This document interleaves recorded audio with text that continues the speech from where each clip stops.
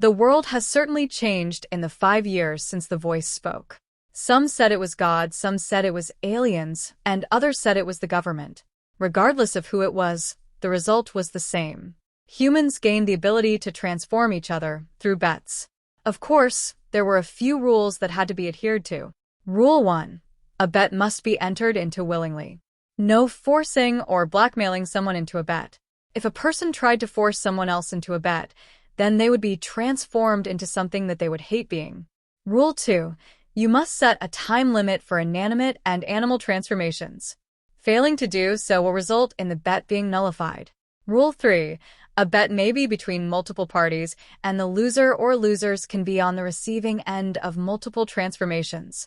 If this happens, then any transformations with a time limit will happen first, and then a random transformation from those that do not have a time limit will happen. If there are no transformations with a time limit, then a random transformation from the ones given to the loser or losers will happen. Rule 4. People must enter into a bet with the intention of winning it. If a person intentionally loses a bet, then they are transformed into something they would hate being. Rule 5. You cannot cheat to win a bet. If a person cheats, then they will be transformed into something they would hate being. People began to make bets right away, and it wasn't long before they got creative. Soon centaurs, mermaids, dragons, unicorns, satyrs, nagas, cat people, dog people, fairies, hyukos, and many others appeared all over the world. Of course, there were people that were turned into statues, mannequins, clothing, chairs, tables, feminine hygiene products, ice sculptures, and many other inanimate objects as well. Then there were the people that had their age changed or their gender. Finally, there were those that were a combination of 2 or 3. Now, onto the story. I sighed as my friends pulled me into the bar. We must have been a sight, as I was 50 and my friends were in their 20s in college. "Come on, Rick," Sarah said, pulling my right hand. "You can have a couple of drinks. You deserve it after the year you've had."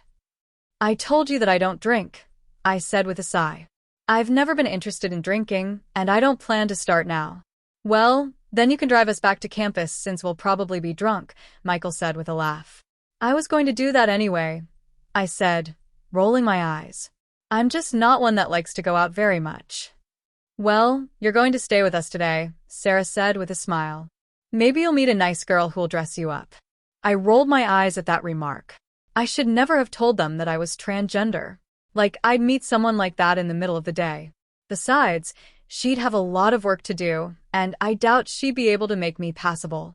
"She wouldn't have to do any work to make you passable if you would accept a bet," Michael said, gently elbowing me.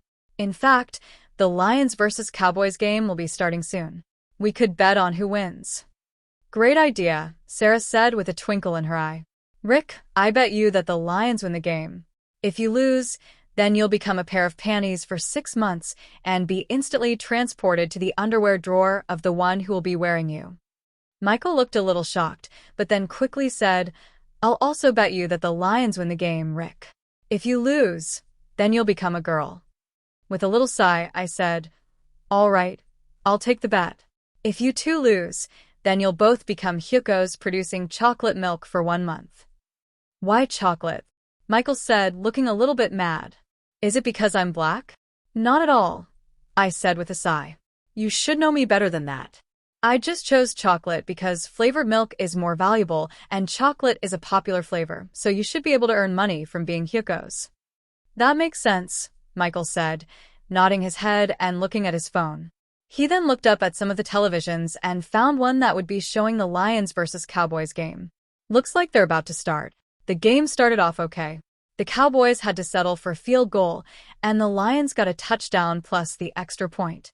At the end of the first quarter, it was 7-3 in favor of the Lions. Then came the second quarter. I started to think that I would lose the bet as the Lions made a field goal, a touchdown, an extra point, another field goal, and another touchdown with extra point. Finally, the Cowboys made a field goal. So the second quarter ended with 27-6 Lions. "Looks like you're going to lose," Michael said, taking a sip of his beer. "It's only halftime, and they're only down by 21 points, I said, trying to bolster my spirits. It wouldn't be that big of a deal if I lost, but I fully intended to win this bet. "Oh," I had heard commentators saying that the Lions would win by a few points, but I had faith in the Cowboys. Well, you may be right, as you haven't been transformed yet, Sarah said, trying not to smirk. They could come back and win. We made some small talk and ate the nachos that we had ordered. Then the second half started, and I moaned as the Lions got another touchdown and extra point. The Cowboys were able to get a field goal, but then the Lions made a field goal. With the final minutes of the third quarter ticking down, the score was 37-9 Lions. I didn't get to see the end of the third quarter as a wave of energy cascaded over me, stripping me of all sensory input. I guess that whatever was controlling these bet transformations decided that the Cowboys couldn't overcome a 28-point deficit in one quarter. Sensation returned to me, though it was weird. I knew I was able to see, but there was no light to see. There were some distant sounds, but I couldn't make them out. I could smell, and what I smelled was wood and fresh laundry. It was apparent from just those things that I was in a drawer, which meant that I was a pair of panties. Now, I can't really describe what it feels like to be a pair of panties, but I'll try. It's like being the skin of your crotch area, though completely smooth. I could tell that I was folded, as a lot of parts of me were touching other parts of me. With nothing to do, and nothing to keep my mind occupied, my mind drifted off somewhere. My mind was brought back as I felt the drawer being opened and light flooding in. There was no discomfort from the sudden light, though. I saw a woman reach in and pick me up. Excitement ran through me as I knew I was going to be worn. I found out that I could shift my vision to any part of my current body that I wanted to, as I wanted to know where I was going. To my surprise, I saw a small bed with a shirt, jeans, and socks laid out on it. I was put down on top of the socks, which were on top of the jeans, which were on top of the shirt, and I shifted my vision to watch the woman leave the bedroom. The woman was fully dressed, which meant that she wasn't going to be wearing me. By the looks of things, I would be worn by a girl, and judging by the lack of a bra laid out, she was pretty young. I was horrified that I was going to be worn by a young girl and that I was actually feeling excitement. What was wrong? Soon a girl who was maybe 8 or 9 came in with a towel wrapped around her. As soon as she closed the door, she dropped the towel, and I averted my gaze, but the excitement I felt intensified, as did the horror. This was wrong, and something had to be wrong with me in order for me to feel excitement. The girl picked me up, and I unfolded as she did.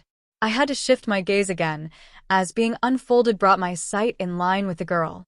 I started to curse Sarah for transforming me into this.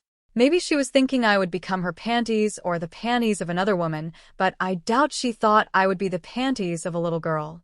She should have worded the transformation better, and now I'm stuck this way for 6 months. This had to be just about the worst transformation for most people. While I was mentally cursing Sarah, the girl had started to pull me up her legs. As soon as she had me all the way up, the excitement I had been feeling instantly turned into a feeling of mild contentedness. This in turn turned my horror into confusion. I was so confused that I didn't realize that the girl had sat down and was putting on her socks. By the time I was fully paying attention again, the girl was already pulling up the jeans. Of course, once the jeans were up and zipped up, I was in darkness, with just little hints of light coming through the zipper when the fly shifted a bit. As the girl went about her day at school, I learned her name is Lisa Smith. I was able to think over what I had been feeling. The transformation was for me to become a pair of panties. Clothing was made to be worn. So did clothing get excited when they were about to be worn? That would make sense. Then the feeling of mild contentedness would be because clothing is doing its job. Since I was clothing now, it would make sense that I would feel the same things that clothing would feel. At least that was my theory. Of course, Lisa had to use the restroom a couple of times throughout the school day, and I wondered if I would feel disappointment when I was pulled down, but I didn't. Later on in the evening, after Lisa had eaten supper, she pulled her jeans down a final time for that day and took them off. I admit that I was curious what it would be like to be worn while Lisa slept. I thought it would be different from being squished by her, but in the hard plastic chairs at school or the hardwood chairs at the dining table.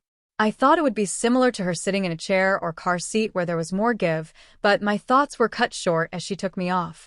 I was a bit confused. Why was she taking me off? Once she had taken me off, she tossed me onto the pile of clothes she had on that day. My curiosity got the better of me, and I shifted my gaze, so I could see her. I saw her taking something out of a package that I hadn't noticed before. She then proceeded to put that on, and I realized that it was nighttime underwear, or pull-ups if you prefer. She must not be able to control her bladder at night. Knowing this, I was relieved that I wouldn't be worn while she slept. I don't want to imagine the feeling of being pissed in when you're not made for that. But that thought made me wonder what the pull-ups felt. My musings were cut short as she picked me and the other clothes up. I hadn't even noticed she had pulled on pajamas. She then tossed us into a clothes hamper, and we were in the dark. Wait, did I just refer to me and the clothing as us? Was my mind slipping? There were times when the hamper was opened again, and more of us were dumped in. In between those times, I just kind of zoned out, not really thinking or noticing anything. Then the hamper moved as if being carried, and we were dumped out onto a table. I saw Ms. Smith sorting us into different baskets, and I realized that she was doing laundry. The experience of being laundered was different. Ms. Smith had one of those high-efficiency washers that was also a dryer. Well, from what I saw, she had two of them, which meant she could get the laundry done faster. As the washer was high efficiency, that meant that the drum was only partially filled with soapy water, and we were being lifted up by the drum and then falling down with a wet splat to knock the dirt and grime loose. The spin cycle was kind of fun, being pressed against the drum by centrifugal force to force most of the soapy water out of us. Of course, we had to go through the rinse cycle and then another spin cycle. Then it was time for the dryer to kick in. It felt good to have the heat dry us as we tumbled around. Being wet wasn't really pleasant since we weren't made to be wet, but we had to be cleaned. That was basically my life for 6 months. During that time, I basically lost the sense that I had ever been human. I didn't really direct my gaze anymore. It just roamed around looking at random things. Then the end of the 6 months came. Lisa had been wearing me and had just tossed me aside when a wave of energy cascaded over me, and I once again lost all sensation. When sensation came back, I was laying on top of the clothes, nude, and then Lisa suddenly yelled, "Mommy." There was definitely fear in her voice, but why? I heard the footsteps of Ms. Smith pounding down the hall and slamming open the door in a panic. I heard her say, "What the?" before trailing off. She came over and looked down at me, saying, "Who are you?" "Lisa's panties," I said, surprising myself. I hadn't made a sound in 6 months. "You," Miss Smith began, but then stopped. With a look of realization on her face, she said, "You were transformed by a bet. How long have you been my daughter's panties?" 6 months, I said, marveling at being able to make a sound. "Are you going to put me in the hamper?" "What is she saying, Mommy?" Lisa said, the fear still evident in her voice. "She made a bet and lost," Miss Smith said with a sigh. "Whoever she made the bet with decided to turn her into a pair of your panties. She's been that way for 6 months. She's going to need time to get used to being a girl again. Bring me one of your pull-ups for her. She looks like she's the same size." "Okay, Mommy," Lisa said, and quickly took out 2 pull-ups and handed one to Miss Smith. "All right, this may be a bit awkward for both of us," Miss Smith said, taking a breath. She put my feet through the leg holes and then started to pull it up my legs. She had to hold my legs up in order to get it all the way pulled up. She then grabbed some pajamas and put those on me, then picked me up and said, "Go to bed, sweetie. I'll take this one to bed with me." With that, she carried me down the hall and put me in a bigger bed, which was probably her bed. I yawned and she said, "Go to sleep, little one. You must be exhausted." With that, I closed my eyes. That was strange now, and drifted off to sleep. I opened my eyes to bright light coming in the window, and I raised my hand to block it. I looked at my hand in amazement, like I had never seen it before. That was when Miss Smith came in and said, "I see that you're awake. I see you're also moving your arm. Can you move your other arm and legs?" I tried to do as she asked and found that I could, though the feeling was strange. She smiled and said, "Good. That will be a big help with me dressing you. Here, sit up." Miss Smith helped me to sit up and took off the pajamas I was wearing. That still seemed odd to me. I was supposed to be the one worn, not the one wearing. She took off the pull-ups, and I noticed that they were full. I smiled and said, "You should be proud that you did a good job." Miss Smith looked a little confused, but didn't say anything. She put a new pull-up on me, and then put me in a dress. After she brushed my hair and helped me to stand up, she then took a deep breath and said, "There will be someone here to talk to you, little one. They're going to try and find your mommy and daddy, so you can go back with them. I'm sure they miss you." I was led down a hall to the living room. My first steps were quite wobbly, but I quickly became accustomed to walking. As we reached the living room, there was a knock on the door. Miss Smith answered it and let a woman inside. The woman looked at me with a smile and said, "Hi there. I'm Mrs. Reagan. Can you tell me who you are?" "Lisa's panties," I said with a little smile. Oh, it felt strange to smile. "And how long have you been Lisa's panties?" Mrs. Reagan said, still smiling, but with something else as well. 6 months, I said automatically. "Do you remember who you were before 6 months ago?" Mrs. Reagan said, looking a bit confused now. "I've always been Lisa's panties," I said with a shrug. I then looked at Miss Smith and said, "When are you going to launder me so Lisa can wear me again?" Miss Smith smiled gently and stroked my hair, saying, "You're no longer panties, little one. You're a girl now, just like Lisa. As such, Lisa can't wear you." I was so disappointed that I began to cry. Mrs. Reagan waited while Miss Smith hugged me and rocked me until I stopped. She then said, "Well, her identity has been wrapped up as Lisa's panties for 6 months. It will take a few days for her to readjust to being human again. Now then, we couldn't find any girl or boy that went missing 6 months ago. We did find a few adults, though, a mix of men and women. However, we may not be working with the right time frame here. I would say that she made a bet with multiple people. How many people we can only guess at." "2 people," I said automatically. "Are you sure?" Mrs. Reagan said, looking a bit shocked. I just shrugged my shoulders. She sighed and said, "Well, in that case then, we do have the right time frame. 6 months ago, she made a bet with 2 people and lost. One of those people probably just said that she would become a pair of panties for 6 months, while the other one probably just said she would become a girl. I don't think either of them really thought about the wording of the transformation. At least I hope they didn't. Now, on to where she'll stay. Considering that she was most likely an adult before, and that she may not ever remember who she was, she legally doesn't have a family." "I'll take her," Miss Smith said quickly, with a note of hope in her voice. "Lisa would love to have a sister. She complains about being an only child all the time." "We have gone over your financial records in anticipation of this," Mrs. Reagan said with a smile. "It seems that you have the financial resources to take care of her. While we usually prefer to find homes that have 2 parents, the fact that this young lady has been a part of your household for the last 6 months and has a close connection with Lisa, it would be in her best interest to stay here.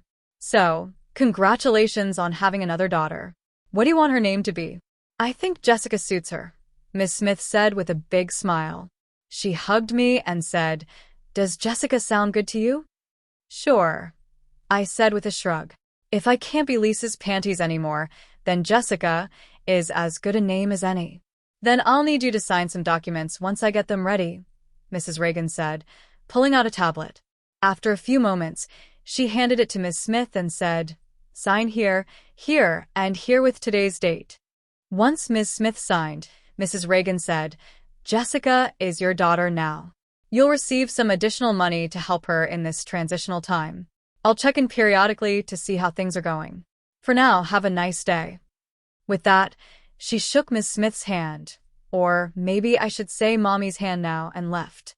Over the course of the week, I became more accustomed to being human again. I found out that I was a heavy sleeper like Lisa, and thus I needed to wear pull-ups to bed as I would often pee in my sleep. Mommy had us take a bath together in the morning to save time, though it was clear that Lisa was bothered by it at first. Mommy had a talk with her, and she seemed to not be as bothered by it. Of course, during that first day, I tried to crawl into one of the washers, but Mommy stopped me. It was on the 3rd day that new beds were delivered and set up for us. They were bunk beds, twin overfull from what Mommy said, with stairs at the end. It had a natural wood frame and a rabbit theme. There were drawers under the bottom bunk and drawers in the stairs. Lisa said she gets the bigger bed since she was here first, and I didn't mind. I wouldn't be falling out of the top bunk with the railing in place. Easter Sunday, was the next Sunday after I transformed into a girl. Mommy had gotten us up, and we bathed as we had been doing for the past week. After we were done, Mommy had us put on dresses. I hate dresses, Lisa said as Mommy pulled her dress up and buttoned the back.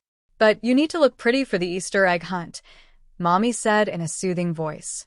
Jessica can look pretty, Lisa grumbled. She's the one that actually likes dresses.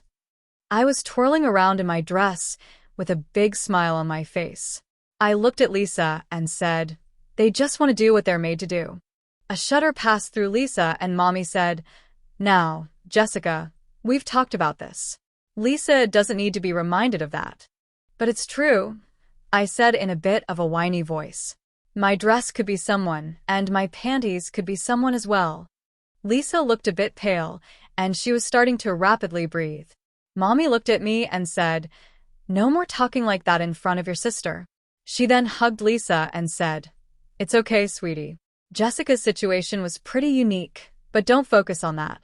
Instead, focus on the Easter egg hunt and how many Easter eggs you're going to find. I bet I'm sure that you'll fill your basket up. Mommy almost made a bet. I had a fun time hunting the Easter eggs. I did fill my basket up, but I noticed a boy with thick glasses on who didn't have any eggs in his basket. I helped him find some eggs, and then I gave him some of mine when it was pretty obvious all the eggs had been found. It was as we were about to leave the park that we overheard a couple of college kids speaking. I think Rick would have had fun watching the kids hunt Easter eggs, the boy said with a sigh. Maybe I shouldn't have turned him into panties for 6 months, the girl said in a worried voice. What if someone ripped him or burned him? I should have transformed him into my panties for just a week. Excuse me, Mommy said, getting their attention. You said that you turned someone into panties for 6 months. How long ago was that? It was 6 months ago, the girl said, lowering her head. It was then that I remembered who they were. With a smile, I said, you probably should have been more specific and for a shorter time, Sarah. Sarah looked at me in shock and said, Rick, is that you? I nodded and said, my life before being my sister's panties is still really hazy, but it's me. Sarah put a hand to her mouth, and Michael looked like he was going to be sick. That must have been awful for you, Sarah said after a moment. It was until I realized I was panties and that I was made to be worn, I said with a shrug. After that it was just my life.